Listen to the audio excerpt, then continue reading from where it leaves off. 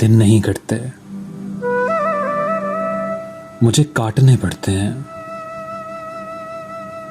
لیکن پچھلے کچھ دنوں سے زیادہ دقت ہو رہی ہے۔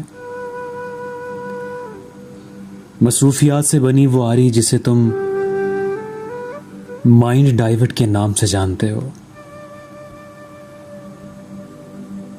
جسے میں کام میں لا کر آسانی سے ناگوار لمحے کاٹ لیا کرتا تھا، وہ شاید مسلسل انتظار یار یا مسلسل یاد یار میں